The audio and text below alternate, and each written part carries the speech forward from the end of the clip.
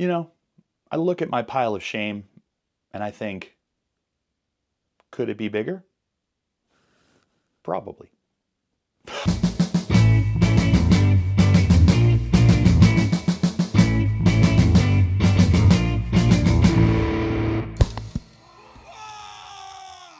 Welcome, ladies and gentlemen, to another Glacial Geek video. I'm Phil, the Glacial Geek, and today I want to talk to you about something that has been building up inside of me now for probably about a year, a little less than a year.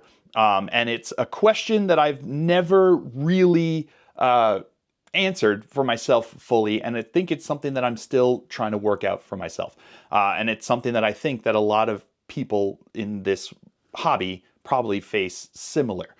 And that is, how do I get into other war games? You know, we all start with one, whatever it is. It doesn't matter if it's still the one you play. It doesn't matter if you only played it that once. There's always the game that you played first when it came to a war game. The first war game that you played, the first time that you were exposed to it, very often becomes the path that you go down because it took a little bit of a reason that you sought it out to do so. And then that's going to, you know, itch that scratch that you were finding, and that you'll probably go down that path. So for me, it was Warhammer 40,000. This is back when I was like 12 years old or so. My cousin's friend had it, and we were hanging out. This is over in England. We were visiting my cousin in England, and we were hanging out, and he was just kind of showing me what he had, and he was just like driving his motorbike, his Space Marine biker, like around on the ground, and he had like a Tyranid, a Carnifex, the old school Carnifex there, and I was like, this is rad. We didn't roll a single die. We didn't have a single codex. It was literally just the models and telling me what it kind of did, and I was like, I want in. I want in. So I made my parents take me to the store. I bought some over there. And then when we came back, I found a store that was near me, and I bought some more, and I started to try to learn how to paint. And I had a lot of really melty cow guys that you will see that my wife likes to point out and laugh that I had. I was buying models like all across the range of anything Imperial. I didn't have a concept of how to build an army. And I didn't play a single game when I was doing that. I invested a lot of money and a lot of stuff and a lot of time into it. Never played a single game because my friends didn't want to do it because they didn't want to get involved. And when your friends don't want to get involved when you're 12 years old, you don't usually get involved. So with all that said, it then got put away, and then I picked it back up probably about 10 or so years ago, and then started my channel. No, probably 11 years ago, and then started my channel, and the rest is history. As you can see, I am 1,000% in, and probably a problem. But through all that time, from when I got back into the wargaming scene, and when I got back into wargaming, I've been almost exclusively doing Warhammer 40K or Kill Team, which started out using just Warhammer 40K models, and now they're doing their own bespoke models and stuff like that that get, you know, folded in, but they're designed to be kill teams. But back in the day, that wasn't the case. So the reason I could do Kill Team was because I had a whole bunch of 40K models that I could do with Kill Team. So that was what my experience was, and that's what I was playing, and that's what I was doing. And then I started up the channel and doing battle reports. And so when people would say like, "Oh, you should give, you know, AOS a try. You should try this," I'm always like, "Oh, I can't justify the time and effort to get into that because I got to make the battle reports. That's the only thing I could do in the tournaments." It was an excuse. It was an excuse. But it became the truth of the matter for me is that I just wasn't doing it, and I wasn't playing any other games. I wasn't even giving them a try. I was just doing 40K. And about a year ago, Adam Loper from Tabletop Minions and Snarling Badger Games told me about a new game that he had coming out, which was Death Wizards. And I was like, oh, and this is when we were starting up doing the Army Painter Factory team, which we are both members of. And I was like, hey, wouldn't it be cool that when you launch the game, if I did a video kind of showing how to build and paint a war band from or a horde, they call them, from your game, just to show it and like kind of talk about it and just like direct people. And he was like, yeah, that'd be cool. So I did it, and I built a horde of them, and I built them from models that I already had mostly, or no, all exclusively from models that I already had, some leftover Underworlds models that I had from a short stint that I tried to do Underworlds with, and then I had some Curse City stuff, but it was all exclusive from that, and I had like the little wizard from the Army Painters Game Master set. So I was doing that, and I had that investment into it, and that's what I was like, yeah, let's just do this. I'm just going to do this video. Built and painted that like little horde, and I was like, this is freaking rad. And I absolutely loved it. I loved the concept of building like a small force from any disparate different models, because it's a models agnostic game. So the whole idea is that you just do what you want with what you want to play the game.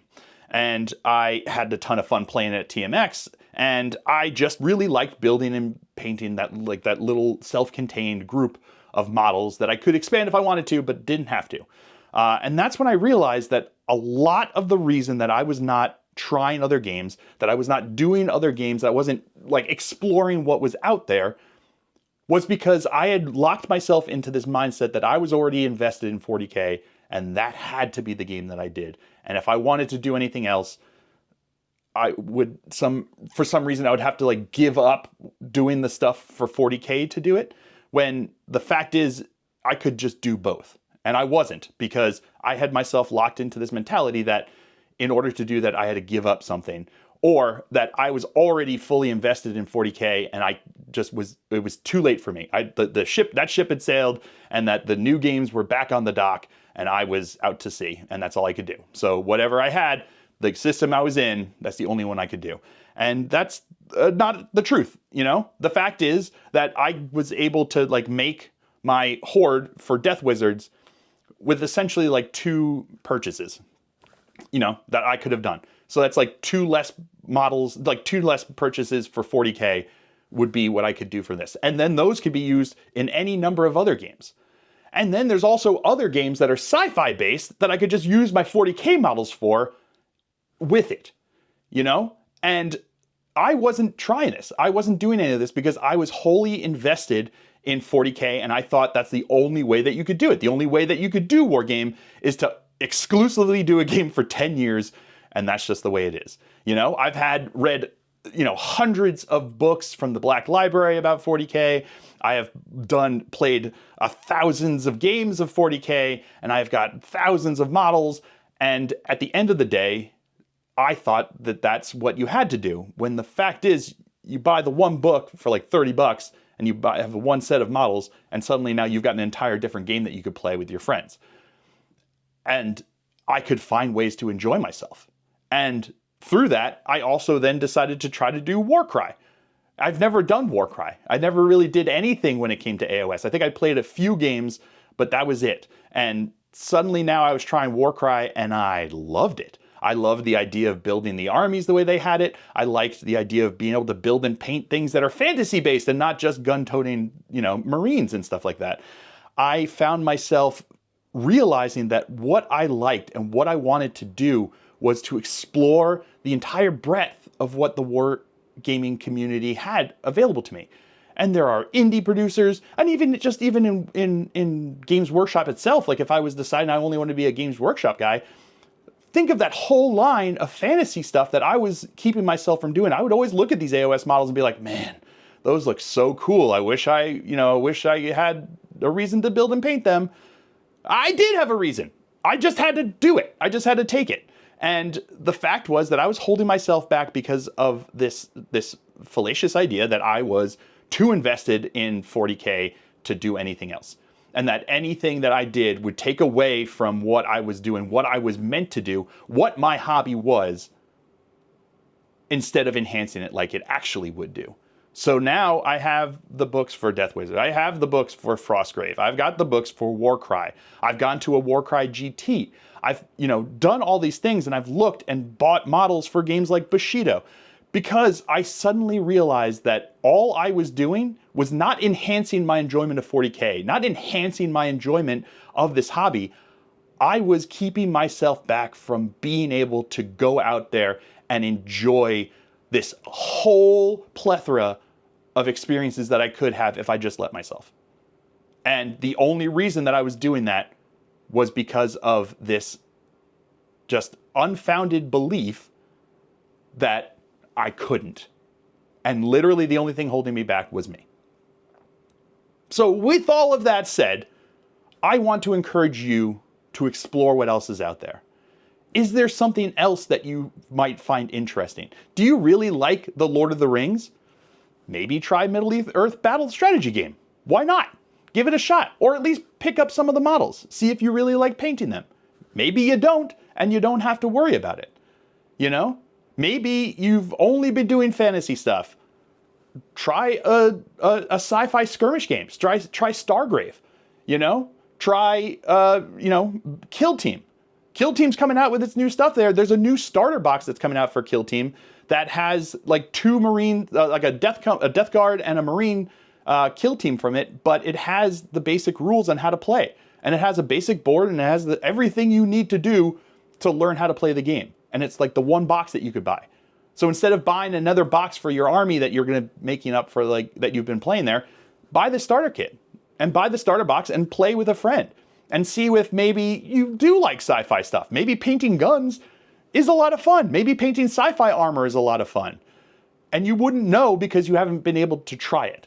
And there's nothing wrong with not having tried it, but I want to encourage you to give yourself the grace, to give yourself permission to find that joy, to explore what there is. Because what we're doing by holding ourselves back is only hurting us. It doesn't help anything. It doesn't enhance what we do. All it does is hold us back from finding possibly the thing that we really enjoy.